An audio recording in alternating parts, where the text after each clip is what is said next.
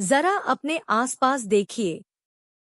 आपकी कमीज का कपड़ा, आपकी किताब, आपके जूते। अब सोचिए, ये सब चीजें आप तक पहुंची कैसे?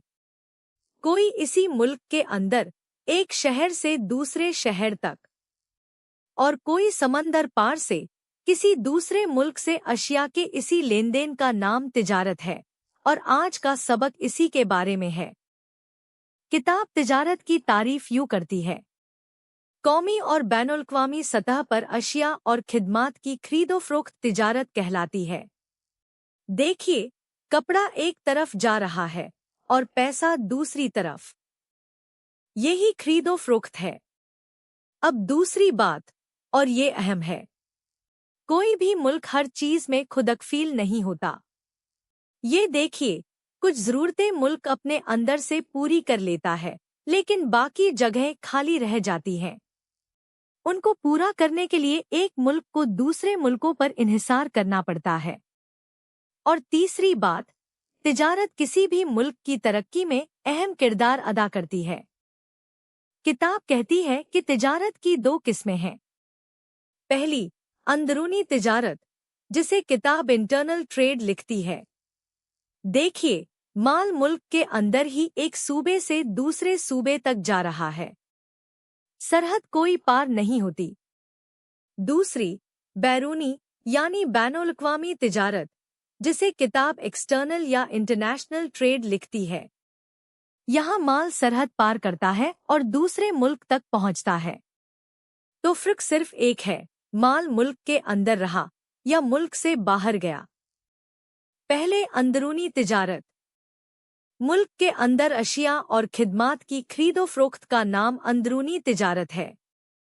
और किताब कहती है कि ये दौलत की गर्दिश के तसलसल में मदद देती है। देखिए, पैसा एक जगह ठहरता नहीं। एक सूबे से दूसरे सूबे और वहां से आगे। जितनी देर ये पैसा चलता रहता है, उतनी देर काम भी चलता रहता है। यही गर्दिश है। किताब कहती है कि पाकिस्तान के चारों सूबों में काबिल-ए-ज़िक्र तिजारती सरगर्मियां हो रही हैं। ये रहे चारों सूबे।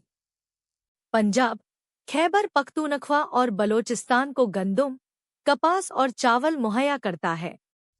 इसके अलावा खेलों का सामान, स्टेशनरी और मशीनरी भी, और जूते, साबुन और सीमेंट भी इसी तरह कपास, सूती कपड़ा, रेशमी कपड़ा, रबर की अशिया और सीमेंट सिंध से दूसरे सूबों को भेजा जाता है।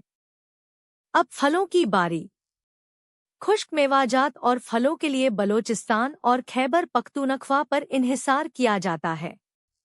किताब 6 गिनाती है। बेर, खुबानी, आड़ू अंगूर, अनार और सेब। ये सब वहां से मुल्क के बाकी हिस्सों तक पहुंचते हैं। अब शुमाल की तरफ चलिए। पाकिस्तान के शुमाली इलाकाजात मकी, कीमती पत्थर, ऊन और लकड़ी के फर्नीचर के लिए अहम है। यहाँ से ये अशिया मुल्क के दीगर हिस्सों में पहुंचाई जाती हैं। अब बैरूनी तिजारत।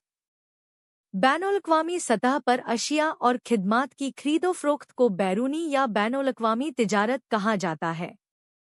ये रहा पाकिस्तान, दुनिया के इन सब मुल्कों के दरमियान। बैनुल-अक़वामी तिजारत में एक मुल्क दुनिया के दूसरे मुल्कों के साथ तिजारत करता है। एक मुल्क अशिया दूसरे मुल्कों को फरोख्त करता है और बदले में कुछ मखसूस अशिया खरीदता है या फिर ज़रे मुबादला कमाता है। तो ये ज़रे मुबादला है क्या? किताब कहती है, ज़रे मुबादला एक मुल्क की करेंसी को दूसरे मुल्क की करेंसी में तब्दील करना है। देखिए, एक मुल्क का पैसा अंदर गया और दूसरे मुल्क का पैसा बाहर आया। वो खत्म नहीं हुआ, सिर्फ तब्दील हुआ। किताब एक मिसाल देती है। मसलन पाकिस्तान मलेशिया को गंदम फरोख्त करता है। गंदम समंदर के रास्ते वहां पहुंचती है। इसके बदले में मलेशिया अपनी करेंसी तब्दील करके पाकिस्तानी रुपए में अदायगी करता है। और बैरूनी तिजारत की भी 2 किस्में हैं। पहली, दरामदात, जिन्हें किताब इंपोर्ट्स लिखती है। दरामदात वो अशिया और खिदमात है जो दूसरे मुल्कों से खरीदी जाती है। देखिए, माल अंदर आ रहा है। दूसरी, बरामदात यानी एक्सपोर्ट्स। बरामदात वो अशिया और खिदमात है जो दूसरे मुल्कों को फरोख्त की जाती है। माल बाहर जा रहा है। तो याद रखिए, जो अंदर आए वो दरामद और जो बाहर जाए वो बरामद। तो आज हमने क्या सीखा? अशिया और खिदमात की खरीदो फरोख्त का नाम तिजारत है। कोई मुल्क हर चीज में खुदकफील नहीं, इसीलिए तिजारत जरूरी है। अंदरूनी तिजारत मुल्क के अंदर होती है और दौलत की गर्दिश चलाती है। बैरूनी तिजारत दूसरे मुल्कों के साथ होती है। ज़र मुबादला एक मुल्क की करेंसी का दूसरे मुल्क की करेंसी में बदल जाना है। और दरामदात वो जो खरीदी जाए, बरामदात वो जो फरोख्त की जाए। अब किताब का अपना सवाल।